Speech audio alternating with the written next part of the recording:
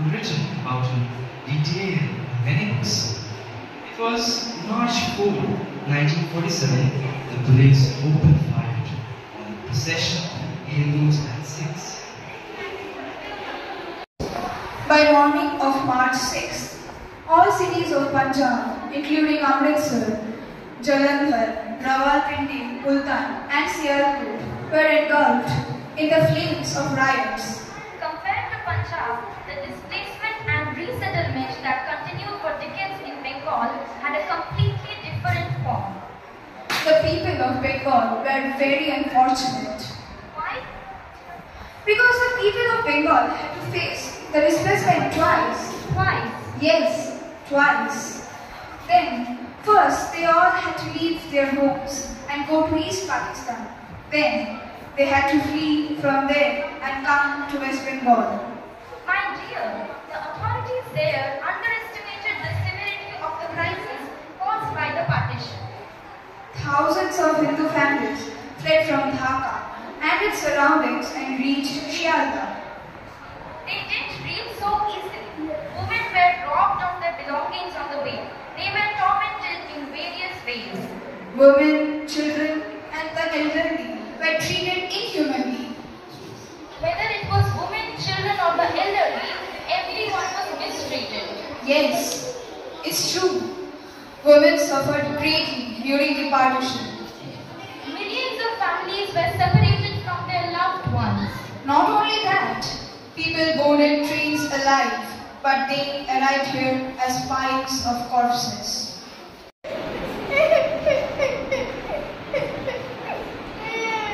Don't cry.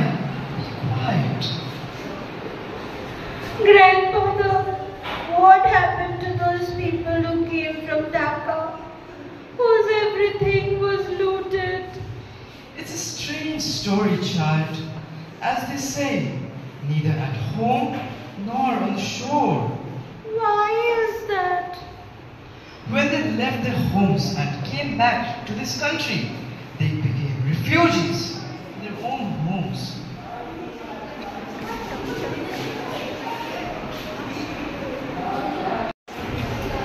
So many people came to Bengal from East Pakistan that there wasn't an inch of space left in anyone's house to accommodate their relatives.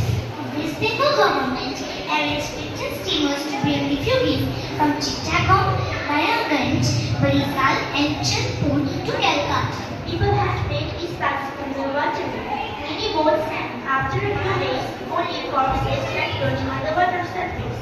What was so special about the land of our Shilar? For which we lost everything? Bengal Punjab was practicing the fire of partition lands everywhere. The people of Sindh were displaced and came here, but we didn't get Sindh. Speaking of the Sindhis, most Sindhi families came to Rajasthan. Yes, we have Sindhis.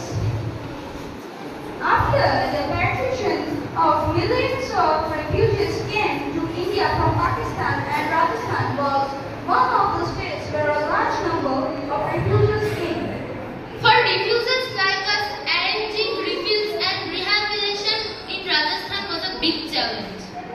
With our arrival, the cultural fabric of Rajasthan also changed. We started to do different. Our cultures, language and customs all changed. In Sindhi, I had a business. Here I couldn't have any provide 2 square miles of my children. All my shops and house were looted. How can we forget that night, my child, when I felt with our children in my arms? Still, we somehow reached a distant relative place in Binafar, Rajasthan. Many of our relatives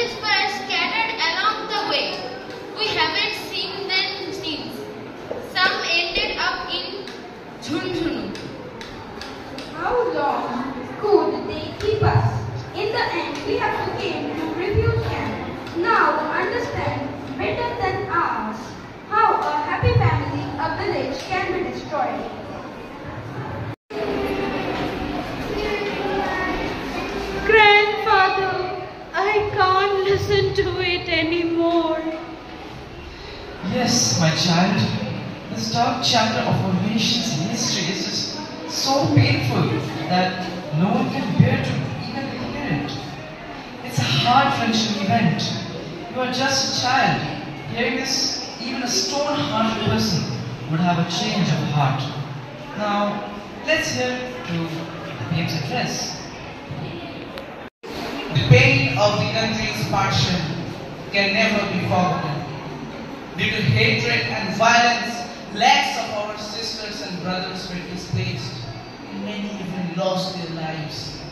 In memory of the struggle and sacrifice of those people, we have decided to observe 14th August as Vibhajan Vivishka Divas.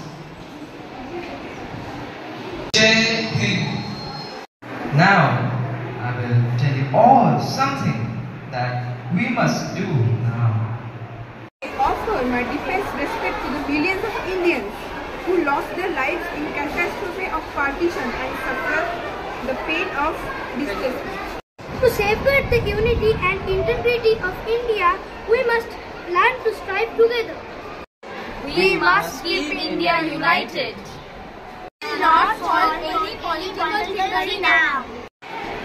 With unity and focus, peace and prosperity